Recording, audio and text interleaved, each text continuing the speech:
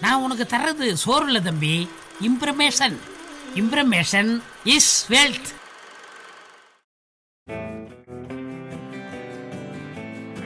Hello friends, இன்றைக்கி நம்ம cloud cooking சேனலில் யூஸ்வலாக செய்கிற எக் பெஜோவை நம்ம ஸ்டைலில் டிஃப்ரெண்ட்டாக எப்படி செய்கிறதுன்னு பார்க்கலாம் வாங்க.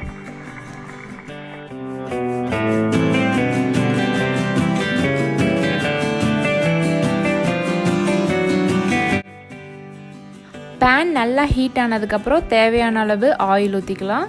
இதில் தான் நம்ம இன்க்ரீடியன்ட்ஸ் எல்லாத்தையுமே நல்லா டீப் ஃப்ரை பண்ணி எடுக்க போகிறோம்.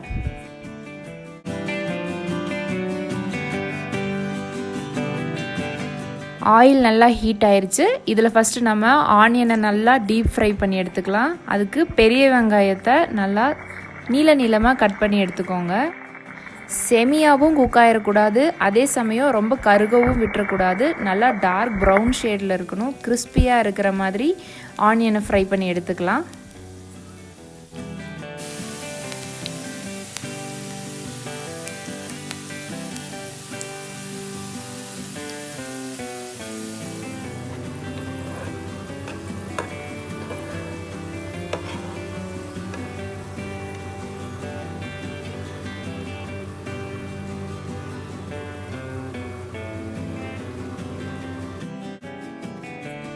அதே மாதிரி பூண்டையும் நல்லா கட் பண்ணி ஆயிலில் ஃப்ரை பண்ணி எடுத்துக்கலாம்.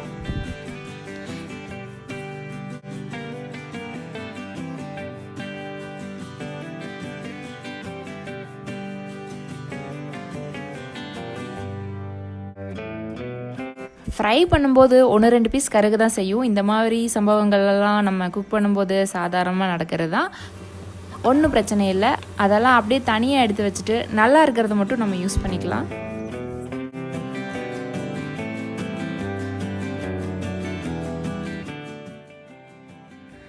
இப்போ ஆயிலில் வந்துட்டு நான் 2 ட்ரை சில்லியை வந்துட்டு ஃப்ரை பண்ண போகிறேன். இதை வந்துட்டு நெக்ஸ்ட்டு நம்ம மிக்சியில் அரைக்க போகிறோம். இது எதுக்குன்னா சில்லி ஃப்ளேக்ஸ் மாதிரி எடுக்கிறதுக்கு. நான் வந்துட்டு காரம் கொஞ்சம் கம்மியாக யூஸ் பண்ணுங்கிறதுக்கு வேண்டி 2 மிளகா போட்டிருக்கேன். எனக்கு எக்ஸாக்டாக அந்த ஹாட் அண்ட் ஸ்பைசி ஃபீல் வேணும் அப்படின்னு நினைக்கிறவங்க இன்னும் 2 சில்லி எக்ஸ்ட்ரா கூட போட்டுக்கலாம்.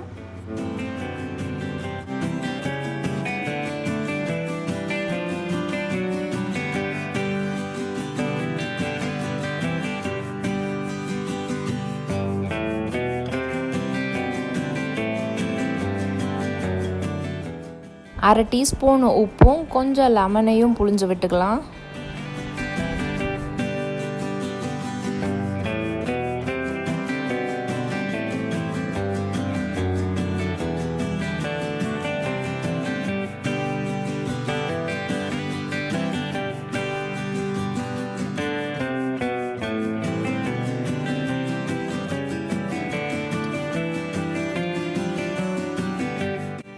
இப்போ அடுத்து என்ன பண்ண போகிறோன்னா, அந்த டிஃப்ரெண்ட் ஸ்டைல் அப்படின்னு சொன்னேன்ல, அந்த கட்டத்தில் வந்து நிற்கிறோம்.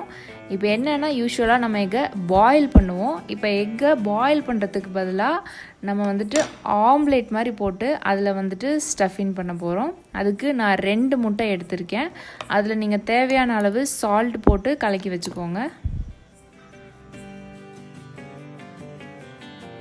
இந்த மாதிரி ஆப்பசட்டி இருந்துச்சுன்னா ஆம்லேட் போடுறதுக்கு யூஸ் பண்ணிக்கோங்க. அப்போ தான் நம்ம எக்ஸ்பெக்ட் பண்ண மாதிரி ஷேப்லேயும் அந்த கிறிஸ்பியான ஒரு பப்ஸ் ஸ்டைலில் ஒரு ரோல் கிடைக்கும் நமக்கு. ஆப்பசட்டி நல்லா காஞ்சிருச்சு. இதில் லைட்டாக ஆயிலை ஊற்றிட்டு நம்ம முட்டையை ஊற்றி நல்லா ரோல் பண்ணிகிட்டே இருக்கலாம். அப்போ தான் அது லேயராக ஃபார்ம் ஆகும். பார்க்குறதுக்கும் நல்லாயிருக்கும், சாப்பிட்றதுக்கும் நல்லாயிருக்கும்.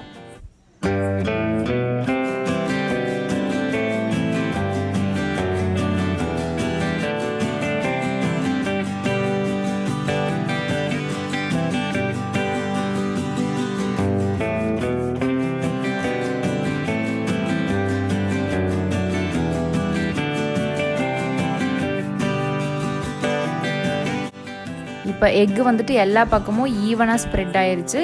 இதை ஒரு 2 நிமிஷம் மூடி வச்சுக்கலாம்.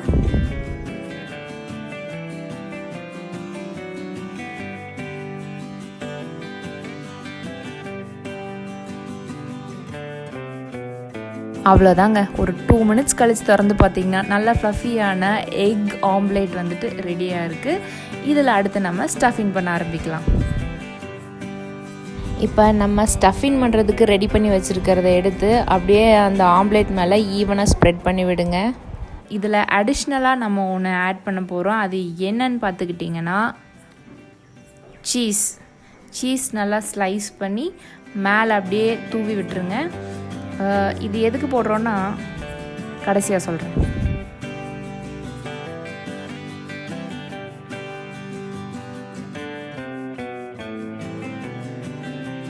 சீஸ் கொஞ்சம் மெல்ட் ஆகணும், அதனால் அடுப்பை நல்லா சிம்மில் வச்சுட்டு மூடி வச்சுருங்க.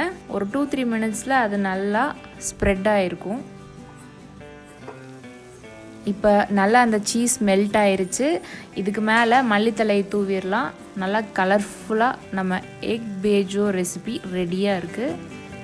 இதை எடுத்து ரோல் பண்ணிடலாம்.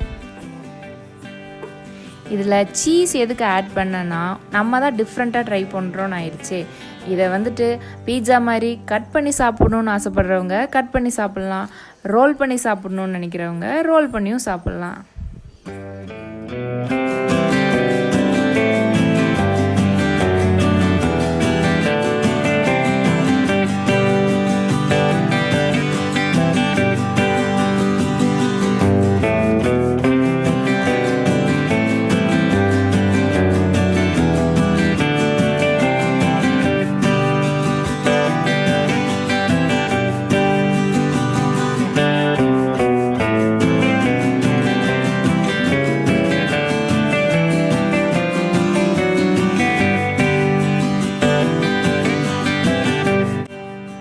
இந்த ரெசிபி பிடிச்சிருந்துச்சுன்னா மறக்காமல் நீங்கள் சப்ஸ்கிரைப் பண்ணுறதுக்கு முன்னாடி எனக்கு தயவு செஞ்சு கமெண்ட் பண்ணிடுங்க.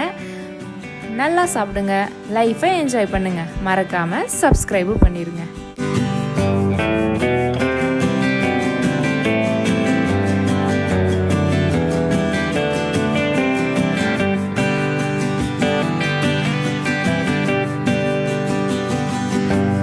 ஊரெல்லாம் ஓடி அலைஞ்சி உழைச்சி சம்பாதிக்கிறது எதுக்கு?